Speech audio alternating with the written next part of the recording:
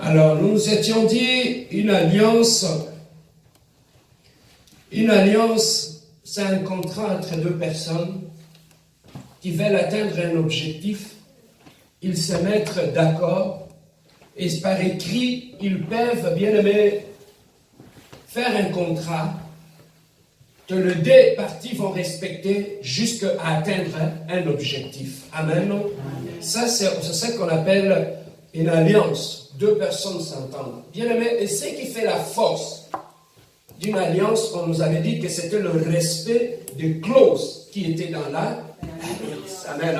Si les deux parties respectent les clauses qui sont dans l'alliance, ça veut dire que l'alliance aura tout le temps sa force. Et on avait dit que pourquoi personne faisait l'alliance dans l'ancien temps, parce qu'à ce moment-là, il n'y avait pas encore l'armée, il n'y avait rien d'autre. Deux personnes qui voulaient se protéger mutuellement, ils arrivaient, bien aimés, à faire une alliance où ils s'entendaient que mes combats vont être tes combats, mes enfants vont être tes enfants, tu vas protéger ma famille et moi aussi je vais protéger ta famille. Amen. Hein? Alors même si moi je suis mort, mais ma femme va rester, mes enfants vont rester, comme nous avions fait alliance nous deux, donc tu vas continuer à prendre soin de ma femme et de mes enfants et à protéger ma famille. Amen. Hein? Alors ça, c'est ça qui s'est passé dans l'ancien temps lorsque deux personnes se faisaient l'alliance. Alors, lorsque Dieu s'est révélé, il a choisi un peuple, s'était révélé à Israël. Israël en face d'eux, le Dieu qui s'était révélé en eux, c'était un Dieu de l'alliance. Dieu avait dit à Israël, je vous ai sorti de l'Égypte, mais pour que je vous amène vers la terre promise, je vais vous faire passer par le désert. Et là, dans le désert, Dieu était parti parce qu'il avait un travail qu'il devait accomplir dans leur vie. Bien aimé, vous savez, Israël, pendant 400 ans, il avait vécu dans l'esclavagisme. Il y a eu des enfants qui étaient nés étant esclaves. Ils ont trouvé que leurs parents étaient esclaves et ça devenait normal pour eux. Ils se réveillaient le matin, tout ce que vous voyez comme de beaux pyramides, toutes ces pyramides-là ont été construites par les enfants d'Israël. Ils se réveillaient le matin et ils allaient le soir, bien-aimés, ils allaient le soir pour construire tout ce qu'il y avait comme en muraille, tout ce qui était en Égypte, tout ce qui faisait la beauté de l'Égypte.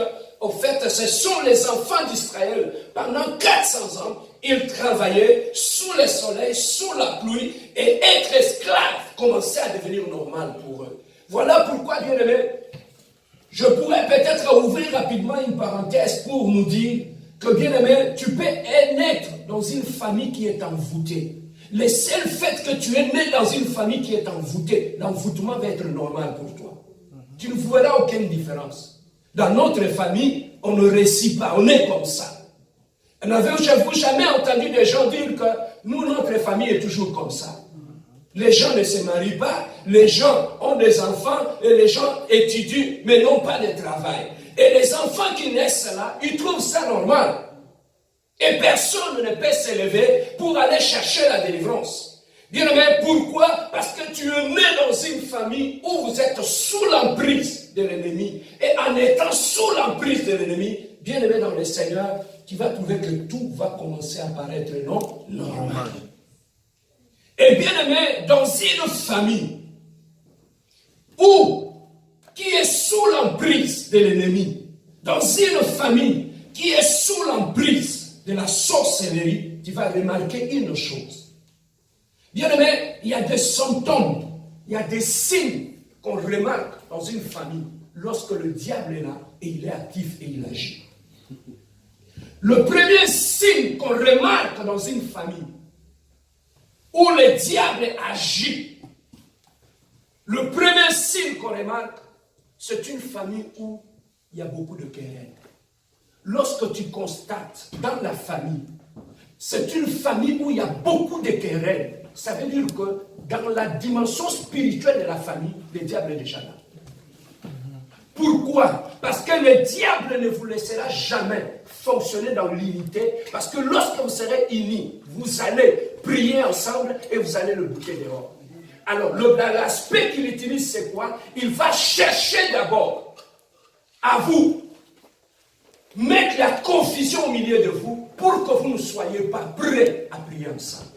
Raison pour laquelle, bien aimé, lorsque tu remarques dans un couple, dans une famille, où il y a des incompréhensions inutiles, même pour rien, ça peut devenir un problème. Sache que le diable est déjà là et il est actif. Amen. Hein? Alors, la première des choses qu'on remarque dans une famille où le diable est actif, ce sont les querelles. La deuxième des choses que tu vas remarquer dans une famille, lorsque le diable est actif, c'est la division. Ils sont tous d'une même famille, mais chacun vit dans son coin avec ses enfants. Lorsque tu remarques ces choses-là, sache que le diable est déjà dans la racine de la famille. Il est en train d'agir. Bien aimé, au-delà de la division dans une famille, là où le diable est actif dans une famille, tu vas remarquer la deuxième des choses. Il n'y a pas d'harmonie familiale. Les gens ne s'entendent pas. Chacun reste dans son coin. Tu peux même leur demander pourquoi vous ne vous entendez pas. Ils n'ont pas de réponse. Pourquoi? Parce que l'environnement est déjà pollué par les diables. Et les gens de cette famille-là vont trouver ça normal. La famille n'a pas aux Angabou. Chacun est dans son coin, chacun fait ses affaires. Et on semble les trouver normal. Mais lorsque tu vas trouver que le vrai problème n'existe pas. Mais seulement que le diable ne veut pas que ces gens-là soient ensemble. Et des fois, les gens qui sont dans cette famille-là trouvent les choses normales. Et dans une famille où le diable est actif, tu vas trouver que les gens peuvent se réunir pour la fête. Ils peuvent se réunir pour le barbecue de la famille, mais ils ne peuvent jamais se réunir pour une réunion de prière. Lorsque vous décidez de vous mettre ensemble pour prier, mais lorsque c'est une fête, ils peuvent remplir une salle de 3000 personnes. Mais lorsque vous demandez à la famille de prier, ils n'ont pas le temps. Sache que le diable est déjà là. Frère, dans une famille ou dans un couple où le diable est déjà là, tu vas trouver que ces gens-là, l'homme et la femme, ils peuvent aller ensemble à la fête. Mais ça attend ensemble à la Ils peuvent rester se disputer dans la chambre de 1h du matin jusqu'à 5h du matin. Mais quand tu leur demandes de prier de 1h à 5h, ils ne sont pas capables. Les gens se réunissent pour faire du mal, mais ils ne se réunissent jamais pour accomplir quelque chose de bien. Sache que le diable est déjà là.